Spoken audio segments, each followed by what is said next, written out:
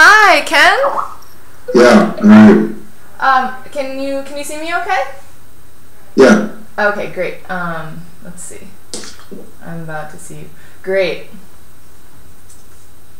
Can you see me? I'm about to. Hang on. Yes, hi. I Hello. can see you just fine. Okay. I'm trying to get you full screen so that I can. I'm sorry. Let's see. Ken,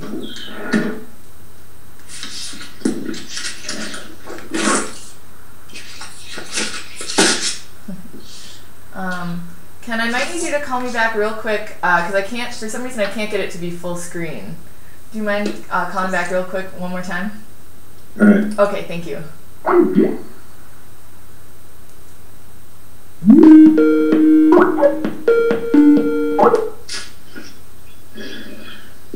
Excellent. Okay. Okay. Awesome. We're rolling. All right. Yes. So thank you so much for being willing to take time to answer some of my questions. I really appreciate it. Okay. So I'll just quick tell you a little bit of my background. So I was one of those fast track teachers that you wrote a lot about in your work. I was a New York City teaching fellow for 4 years.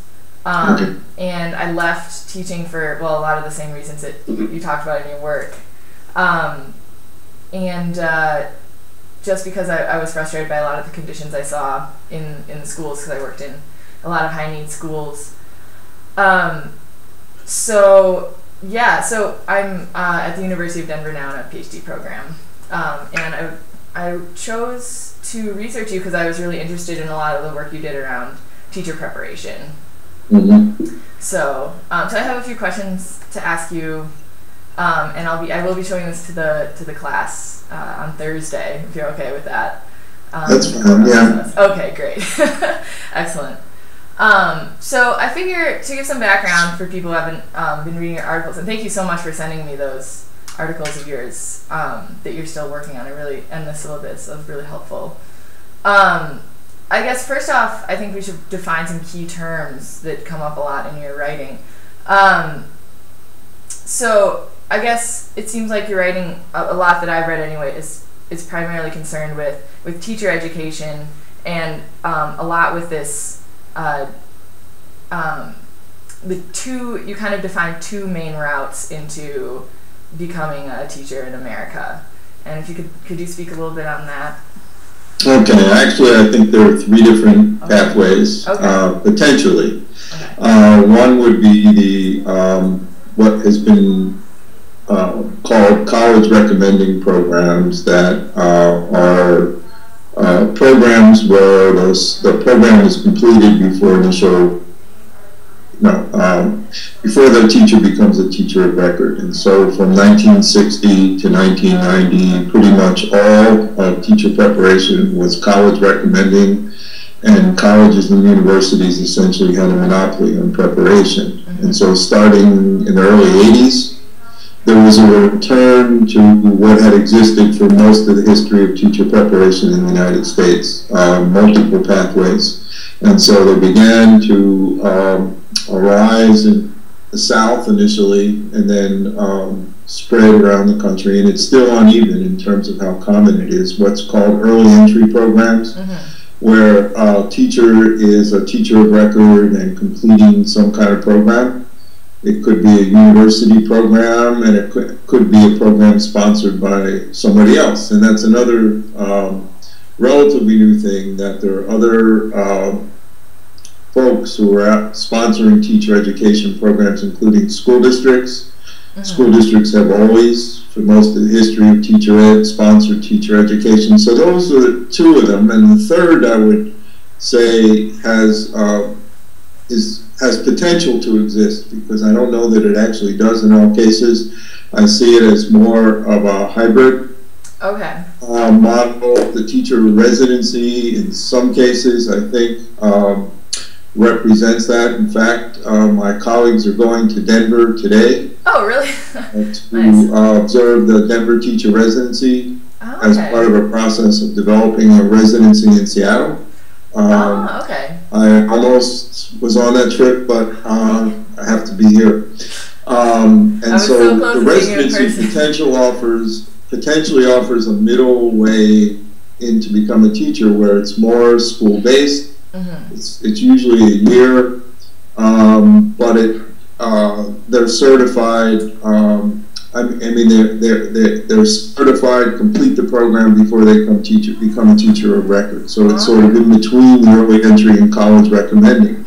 And so in the United States, overall, probably about 2/3 of the teachers come through some sort of college recommending program, but that's uneven. Mm-hmm. In some states like California, New Jersey, Florida, Texas, it's approaching half. And in some cases it may be more. It's hard to keep up with it, of teachers enter through some sort of early entry program.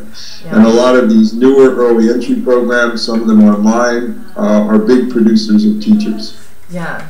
In particular states. Okay, that brings me to my next question, because you say in a few of your of the articles I read that you seem to link, and I'm going to call them fast track programs, but you're calling them early entry programs? No. Okay. You seem to link them with privatization and external control.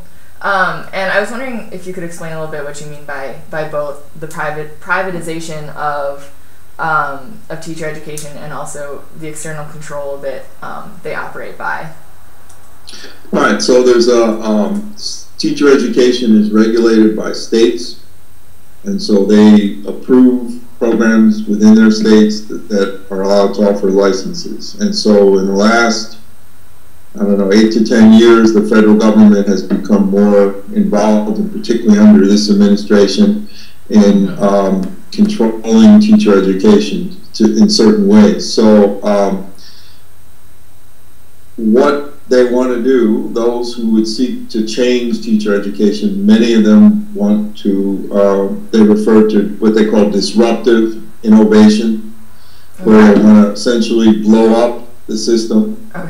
The idea is that teacher education has failed. Universities have had their term, and now we need somebody else to do it. Mm-hmm. That's how people basically speak.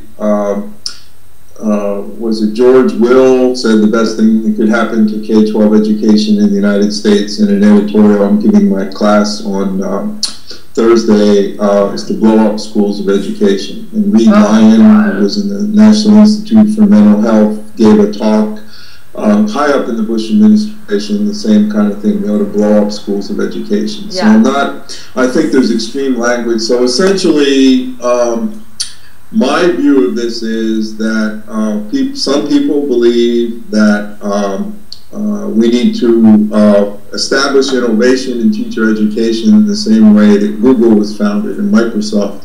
You get a bunch of people in a room and you put them in there and they'll create something exciting and innovative. And so the New Schools Venture Fund would be an example of a group that invests in the creation of these so-called innovative programs. Relay Graduate School of Education is probably the best known of these programs, but there are a whole range of them. And so the idea here is that the tight regulations, supposedly tight regulations in the state, are serving as obstacles to innovation.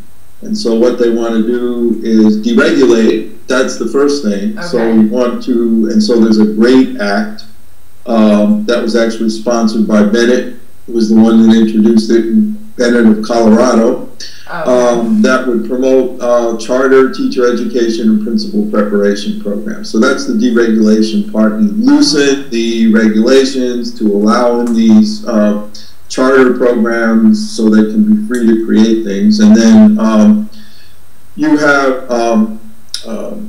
other entities coming in and establishing networks of teacher education programs, just like we see networks of charter schools. That's my view of it. Right. So you have Relay, for instance, which prepares all TFA teachers and new teacher project teachers and certain charter school teachers in New York City. Yep, I worked at a charter school for a year. Right now, And that will be something that will be franchised and scaled up, as they say, in this business language that is now used. Right. And so you'll see the same thing happening in higher ed, teacher ed, as you see in K-12, with all sorts of networks. Mm-hmm. Some of them nonprofit, but receiving tremendous tax advantages. Right. And so they're not really nonprofit. Right. And so they'll be creating these models. And I think Relay is a very interesting one to me because it's so typical of the kind of programs that are coming in. And there's a website called Teaching Works that the University of Michigan has created. And you'll see on my syllabus, there's a video of the so-called provost of Relay. It's not really a university. It's more of a normal school, actually, talking about how that program was created, and it's seen as a plus if you don't know anything about the history of the field. You sort of come in, get a bunch of smart people in the room, and they'll create it. So there's deregulation, getting around the state regulations that they say lead to creation of obstacles, and then the privatization is sort of investing. And there are a lot of venture capitalists who want to invest in teacher education. It's a fairly big market, and so we're seeing some of that. There's a videotape, 90-second tape I asked my class to watch for the first class this Thursday. 2 teacher educators in Baltimore talking about how they're education entrepreneurs. The new teacher Center in Baltimore is a program that the New Schools Venture Fund has invested in. And so there's this whole idea, you invest, you create these things, and then you scale them up to networks. And so there's those deregulation and then the privatization, because you're bringing in entities to run programs that are backed by private capital, basically. So one of the problems, I have 2 follow-ups to that. It sounds like just to say it really explicitly, one of the problems with these think tanks is that they're isolated from the actual conditions of the classrooms, right? So how would you respond to that? I don't know if they're isolated. For instance, the Relay program is based heavily on Doug Lamont's work, 49 Strategies for Teaching Like a Champion. Oh, yeah. And so basically Lamont created these things by going into charter schools that he was connected with and watching what he said were good teachers, and then he sort of compiled all this stuff. It's not really research-based. Right. So there's a connection to classrooms, oftentimes in charter networks. And see, a lot of the charter schools are they want to prepare their own teachers because they're not happy, supposedly, with the teachers that the universities are sending them. So I wouldn't say lack of connection to classrooms. I would say a lack of knowledge of the field. And lack of acknowledgement that anybody's ever learned anything. I was on a national panel chaired by Linda Darling-Hammond and John Bransford. The National Academy of Education. We produced, we met for 5 years. There were teachers on that panel as well as academics. We produced a book, Preparing Teachers for a Changing World. That's sort of the profession's assessment of what the beginning teachers need to know and be able to do. I worked on a chapter on diversity. None of that is really referenced. They're going to Lamont, they're going to other kinds of things that come out of classrooms, but it doesn't draw on any cumulative knowledge in the field. That's seen as bad because we supposedly have failed. So that, I have a question about these. So do you believe that these teachers that are coming in with this whole auspice of privatization, external control?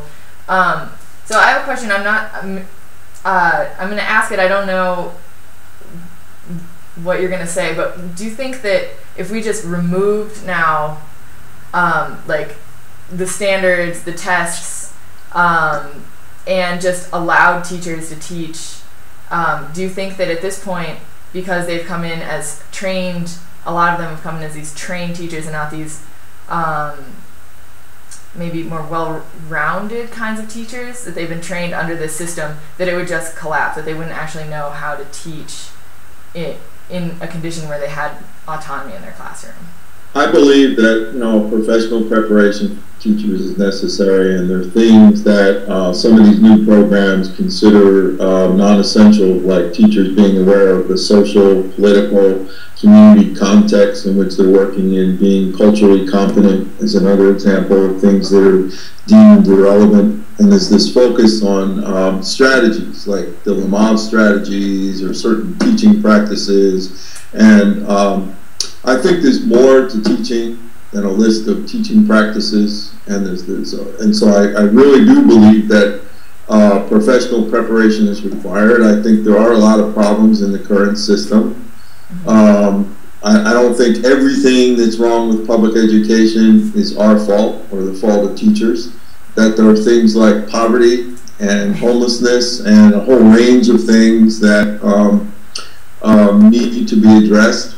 This idea of no excuses, that all that stuff doesn't matter and can just put somebody in the classroom and raise test scores. Right. I think is problematic from certain respects. One is that we're creating schools that are stripped down versions of schools that are, I wouldn't even consider them real schools, and I wouldn't want my children to go to them, my grandchildren, and neither do the policymakers who are advocating these schools. Right. They don't send their children to these schools. And so that's one issue. And so I think there's ed schools, the profession itself needs to regulate itself by redesigning an accountability system that's more meaningful than it has been, rather than getting rid of it. And I think another issue in this is I lost my train of thought there. So not get rid of the system and just put people in, but we need a preparation. We require that of other professions. Other professions regulate themselves. There's no other profession, for example, that this idea of value-added, evaluating teacher ed programs based on the standardized test scores of students taught by program graduates 3 years out, because you need at least 3 years of data. There's no other professional school where that is even talked about, and in fact, it sounds silly. Right. The idea of evaluating a medical school on how many patients are cured by doctors who graduate from the schools. And so my solution to this is to redesign an accountability system. And I remember what I was going to say. We have to take into account the destruction of public universities in the United States.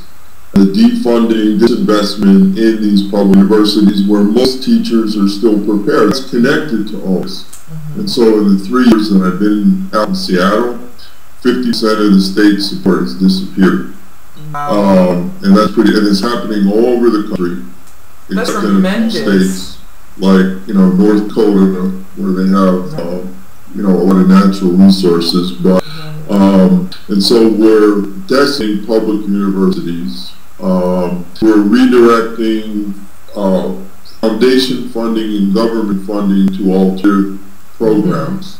Teach for America has amassed over $350 million in the last decade, as an example. And my solution is to invest in innovation in college and university programs, to have alternative pathways. I'm not opposed to alternative pathways. People need different ways to come into teaching. I suppose I came into teaching through an alternative pathway 1 year back program, so I'm not against, but I am against putting underprepared teachers in classrooms, children living in poverty, and only those students. Right. And turning those schools into test prep factories, where the whole focus on raising standardized test scores and nothing else. If those teachers were everywhere in the country, have less of a problem with it. But we're creating this sort of underclass, or widening the gap between the nature and quality of education that offered to different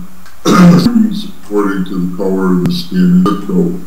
I mean, you're speaking my language. I had 4 weeks of training, and then I had 100 kids, 100 7th graders that I was in charge of. They just threw me in there. And that's exactly what the focus was on test prep and creating strategies for the kids to pass the test. And I never felt like I was able to teach anything meaningful, which is eventually why I leave. teaching because it was that exact they're talking about. Yeah, the system is broken. Yes. There are programs that need to be shut down tomorrow, not just varsity ones. And we have a job in the field. You know, the college and university programs that get approved by state and national grading bodies. And so that's part of the problem why happening, but the solution, from my perspective, is blow up the system and turn over to venture therapists who are going to create something else. I think it's very dangerous. Yeah. Creating is something else only for children living in poverty. Right. I taught one white kid 4 years teaching, and I think overall, like on average, 90 in the some night all across all schools I taught at, somewhere 80% of them were under the poverty line. Do you believe that anyone can teach? No. You mean be prepared to teach or just learn to teach? Do you believe that anyone, any given thing, could be a good teacher? And a teacher? I think it. Oh. I'm here. Oh no. I think it requires certain, knowledge, skill, dispositions, and people are committed to acquiring those. I've seen tremendous transformation. That's fair. And not necessarily the one programs that I direct now, but it was a 5-year program. And so over the course of 3 years in the program, the ed school part, I've seen tremendous transformation, but it really takes a commitment and development of those skills. And so I don't think people should turn loose on kids without, kind of rigorous preparation and being able to pass certain assessments. Like I'm a supporter, problem with Pearson taking national team performance assessments and learning about the idea of a performance assessment. Using the main mass of somebody and teach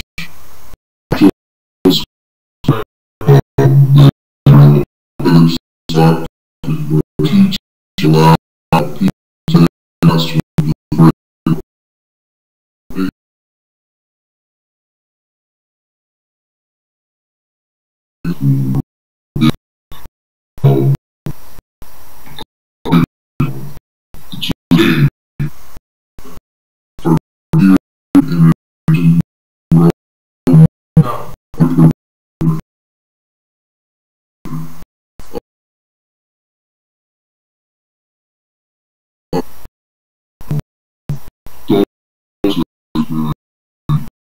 Exactly. And so to me, there is a need sometimes reason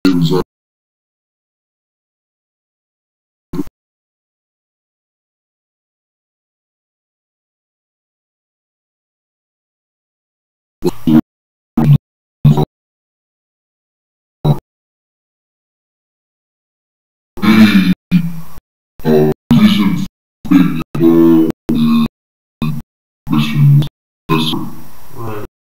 And one of the ways that is in communities and work.